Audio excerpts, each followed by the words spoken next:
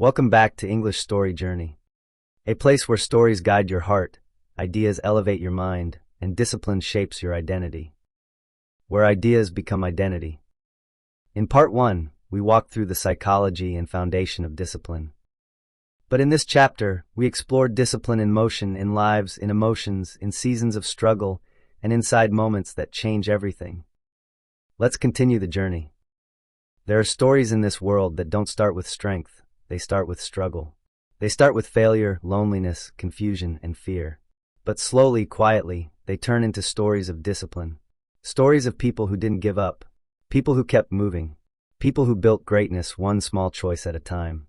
Today, we step into the deeper layers of discipline. Not the habits, not the routines, but the inner transformation that builds a different kind of human being. Let's begin with the environment of a disciplined life. Discipline does not grow in chaos. It grows in places where focus is possible, where habits are supported, and where your goals are easier to follow than ignore.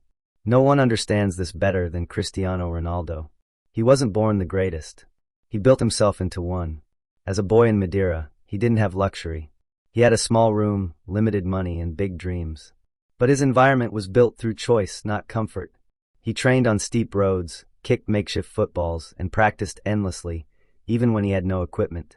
When he joined Sporting Clube de Portugal, he wasn't the strongest or the biggest, but he was the most obsessed with improvement. Teammates say he was always the first to arrive, and the last to leave. He would redo drills until exhaustion. He added extra gym sessions when coaches didn't ask for them. He shaped his surroundings, diet, sleep, training, discipline, into a world where greatness became the only possible outcome. His environment wasn't given to him. He created it, and it created him back. Your surroundings either support your discipline or silently destroy it. Build a world that strengthens your future, not one that weakens it. But discipline isn't only about what you build, it's also about what you release. Strength in letting go. Letting go is one of the hardest forms of discipline, and no story shows this better than J.K. Rowling. Before Harry Potter became a global phenomenon, she was living a life that looked nothing like the future she imagined. She was a struggling single mother, unemployed, battling depression, and raising her daughter alone. She wrote in cafes because she couldn't afford home heating. She pushed her baby's stroller around Edinburgh and stopped anywhere she could find warmth to write one more paragraph. She had to let go of the life she once imagined, let go of the voice saying she wasn't enough, let go of the fear that success was only for others, let go of the pain that life had thrown at her. She wrote through sadness, through worry, through exhaustion. Her manuscript was rejected 12 times. Publishers said, "Children's books don't sell. No one will read this. Too long. Too strange." But discipline kept her going. Her breakthrough came from a tiny publishing house that printed just 500 copies. Only 300 went to libraries. Yet she stayed disciplined. She kept writing. She kept showing up. And the world changed. Letting go isn't loss. Letting go is making space for who you're meant to become. Once you learn to let go, you meet the quiet companion of discipline. Patience that builds greatness. Patience is the discipline of belief. It's the art of waiting, trusting, enduring. Even when the results are nowhere in sight, greatness moves slowly. Roots form long before branches appear. Progress grows silently, underground, unseen, uncelebrated. Whether you're building a skill, a habit, a dream, or a new life, patience is the bridge you walk on. Trust the slow process. That's where the true strength builds. Patience without focus becomes drifting, and focus is discipline's purest form. Let's learn about the art of focus in a distracted world. We are living in the loudest era in human history. Every second demands your attention. Every distraction steals your time. Every notification pulls you away from the life you're trying to build. That's why focus has become rare and valuable. Focus isn't about shutting the world out. It's about letting the right things in. It's about dedicating your attention to things that matter and starving the things that don't. A focused mind becomes a disciplined mind, and a disciplined mind becomes unstoppable. Sometimes, discipline is a word most people fear. Let's see the power of saying no. No. No to temptation. No to distraction. No to habits that break you. No to people who drain you. No to impulses that pull you away from your future. Every no you say today is a yes to a stronger version of yourself.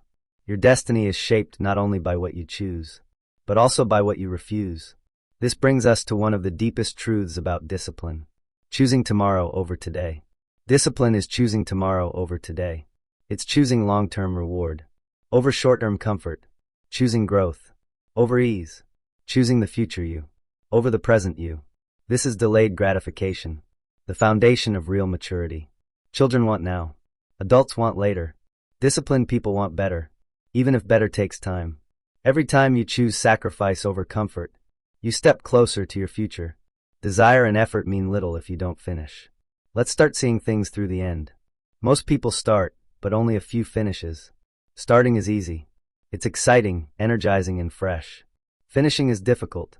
It requires endurance, consistency, and character. Discipline is the ability to continue when excitement has faded, when progress is slow, when motivation has vanished. Finishing what you start becomes a promise to yourself. I don't quit, I become. Here is the truth most people avoid. Why discipline will always beat motivation. Motivation is emotional. It's unpredictable, unstable, and unreliable. But discipline is steady, consistent, quiet, and strong. Motivation is a spark. Discipline is the fire that keeps burning long after the spark is gone. If motivation gets you moving, discipline keeps you going. This brings everything together. What discipline really gives you? Discipline gives you confidence, because you've proven you can trust yourself. Discipline gives you identity, because you become someone who finishes, someone who continues, someone who shows up.